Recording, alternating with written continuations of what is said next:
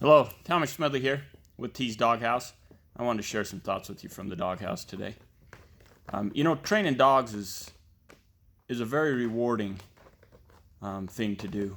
I think the relationships we have with dogs are amazing. They're fun and they add a lot to our lives. But as we're dealing with the dogs, it can be frustrating, right? Especially when we don't know what to do to change a behavior that is bothering us. And so that frustration, I wanted to talk to you about my favorite four-letter word to use when I was frustrated with the dogs. That word is P.A.R.R. P-A-R-R. Stands for pressure, action, release of pressure, reward. Pressure, action, release of pressure, reward. That's how behaviors are set. That's how behaviors are set for humans. That's how behaviors are set for dogs. We all feel pressures, all kinds of pressures. Some pressures are positive pressures, some pressures are negative pressures. Just like a magnet. Negative pressures, anything that's pushing you away. Positive pressures, anything that's drawing you towards something. So there's always a pressure before we go into action.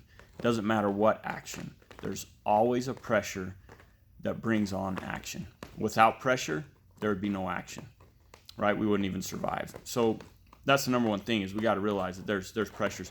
But even the frustration of training dogs is a pressure, right? It puts us into action. It makes us dig deeper and try to figure out what's going on and how to communicate with the dog so we can get the behaviors that's going to allow the dog's dreams to come true and our dreams to come true.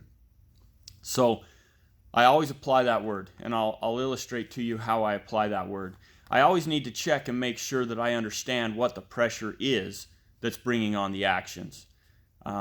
Then I need to identify the action that's taking place, and I need to identify the release of pressure or the perceived release of pressure, and whether there's any rewards or the rewards that I want and the dog wants. Because if we're getting the rewards that I want and the dog wants, then that's how we're going to make sure that we get repeated behaviors. So to illustrate that, the other day we were in a class, and we had a dog in here that was really scared of bikes. I guess as a young dog, it had gotten in a situation out on one of the mountain trails where there was some bikers that got between it and its owner. And it ran, and the bikes followed it. The bikes weren't chasing it technically down the trail, but the dog thought they were. And the dog ran, and that's how it got a release of that pressure, was to run off. So this dog's built this phobia for bikes. And it'd see the bikes from a ways away. And my daughter was riding the bike around the yard. And we were in the doghouse here, but we had the big doors open, and so we could see out. And this dog was pay attention to those bikes. It was scared. It was nervous. It was already wanting to run. And it was like a 50-yard threat, right? And so this dog had some phobias for the bikes. And so in the dog's mind, it was feeling a pressure, right? It was scared of the bikes. And so the action it needed to do, which it had tried in its life and it decided was the right action, was to run. Because running would bring a release of the pressure, so it thought. But that's a perfect example to show that that's not really a release of the pressure. That's just a momentary or perceived release of the pressure.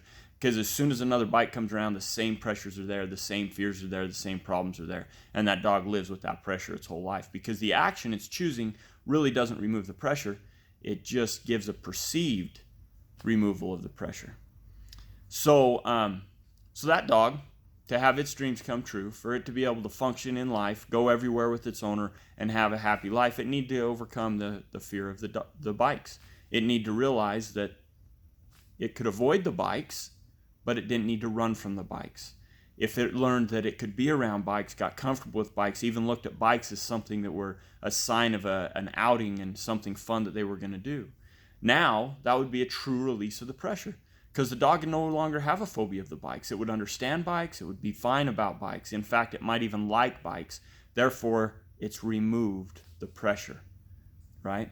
And the reward for the removal of the pressure is to be able to go and do and live life without those fears, without those worries. So that's how P.A.R.R. works. Pressure, action, release of pressure, reward. We have to make sure in our dogs' lives and in our lives that the pressures that are bringing on the action, that we're really choosing actions that bring a release of the pressure and bring the rewards that we're looking for. if you think about it, we get stuck in the exact same cycle as this dog that was scared of the bikes, right? We choose actions that we think bring a relief of pressure, but they don't really bring a relief of pressure. They just bring a perceived relief of pressure because that pressure is still there shortly after, right? And so that leaves us enslaved, I guess, to those pressures, those fears, those worries, those desires. So anyway, that was just a little bit about the word P.A.R.R, how I use it in training dogs. It's always the word I go to whenever I get into a situation where I'm a little confused or not sure how to change the behavior of the dog. We always have to identify the pressures, the actions, and the actions that will really bring the release of pressure and the rewards that we're looking for and that the dog's looking for, so all our dreams can come true. So apply that next time that you're working with your dog, trying to ensure that it looks to humans for leadership, for guidance, for their needs to be met, and for all their dreams to come true.